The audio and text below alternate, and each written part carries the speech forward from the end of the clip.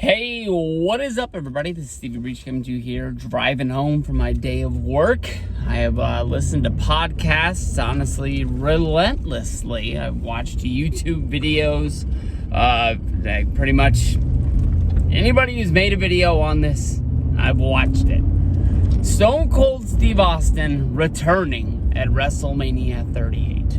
As of right now, I think the consensus of the internet, if you take a poll, I think it's going to come up. Most people think that Stone Cold Steve Austin is going to be wrestling at WrestleMania 38 in a return match. It looks like against Kevin Owens.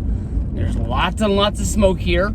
I still honestly just don't want to believe it. I know it doesn't make a ton of sense with him coming back to wrestling basically 19 years removed from his last match at WrestleMania 19. I know that he had, I guess you can say, no, he didn't have that. I was going to say he had a match against Jonathan Coachman at like a Cyber Tuesday. But I think that Austin figured out that they wanted him to lose and ended up saying like, and didn't show up to the show. They replaced him with Batista, and I think that's where Jonathan Coachman had Vader, Goldust, and some other name of the past help him beat up Batista. But I know that he had that that I guess you can say like fight against Eric Bischoff when he returned in 2002.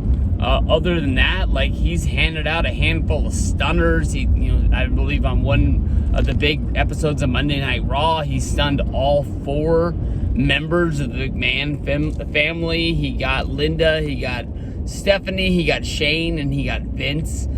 We've seen him stun Brock Lesnar, Goldberg, Stone Cold Steve. Oh no, he can't stun himself, dumbass.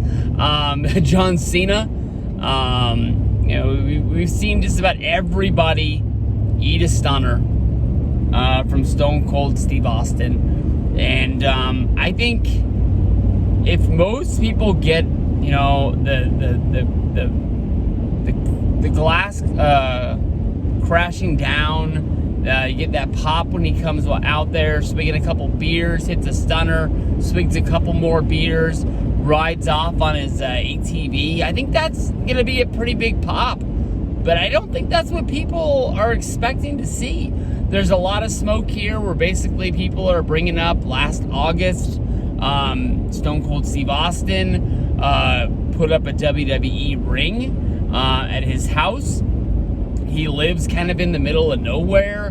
He keeps to himself for the most part. I don't see Stone Cold Steve Austin help train anybody in his neighborhood. Why he would want to have a ring? It seems like, to the most part, from listening to his podcast, he's kind of like a minimalist.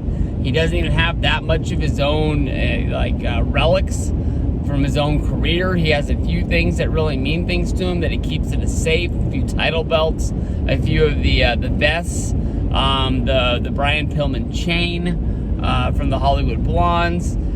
He's got a couple things like that, but he doesn't have a whole bunch. I don't see him as a guy who's going to put up a wrestling ring in one of his barns or his garages just to point at it when his friends come over and be like, yeah, I used to bang around in one of those back in the day. It doesn't really make sense to me. I don't think that he has any kids or his wife has any kids that he would be training. So it doesn't really make sense. It seems like he would want to get back into ring shape. We all know that WWE, even though it seems like they're winning the ratings war, but it feels like they're slipping to the point of like when WCW was still beating WWF during the Monday Night Wars. You just knew it was a matter of time before, they lost, and WWF in the Attitude Era was going to take over and run with it. AEW seems like the hottest thing going on the internet that people want to talk about and people love. Seems like they can almost do nothing wrong. To me, the big problem I have with AEW is the fact that it seems like every single time somebody's released from WWE, they pick somebody up, they treat them like the hottest thing in the world, and then a month later, you're like, where the hell they go? You gotta watch them on like Dark or something like that. It's just like hot today, cold tomorrow, in and out. It just doesn't really make sense. But WWE is making more money than they've ever made before. They're got their deal. We just saw them go over to Saudi Arabia. They got a big pay-per-view over there, the Elimination Chamber pay-per-view. They got a lot of money for their WWE network to be moved over to Peacock.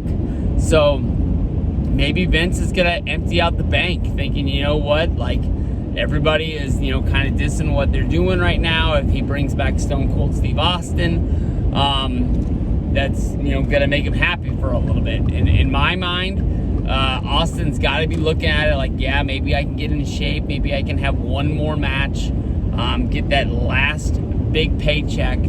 I know that he has a WWE deal basically for life to make sure that he doesn't go anywhere else. I know that he works with the network where he does like his podcast show.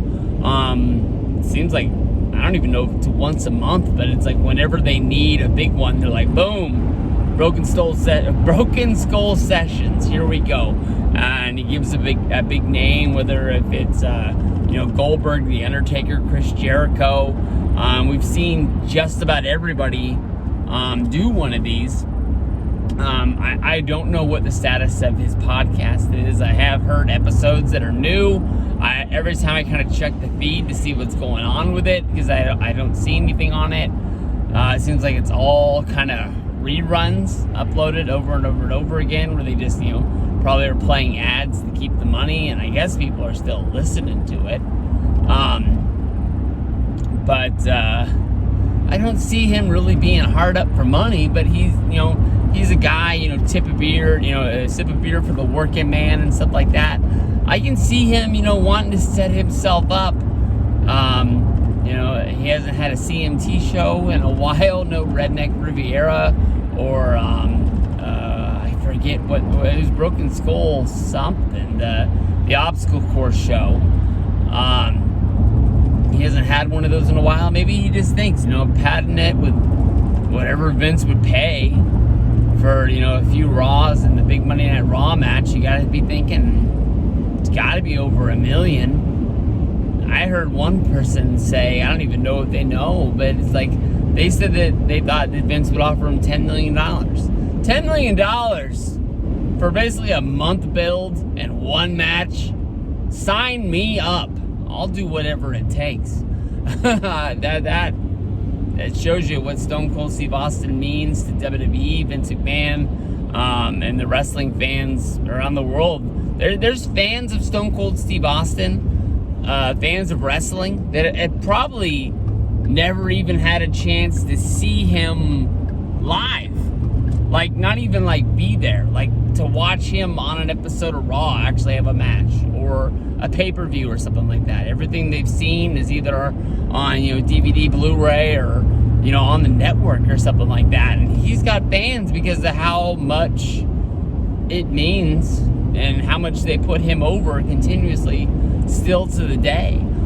Kevin Owens is a guy that I would love to see him get in there. I love the fact that we all know he's not going to get the Kurt Angle treatment, where Angle lost his last match to Baron Corbin, putting somebody over. I still don't understand that. At least if you're going to have Baron Corbin beat Kurt Angle in his retirement match, push Baron Corbin to the fucking moon after that, and he went nowhere.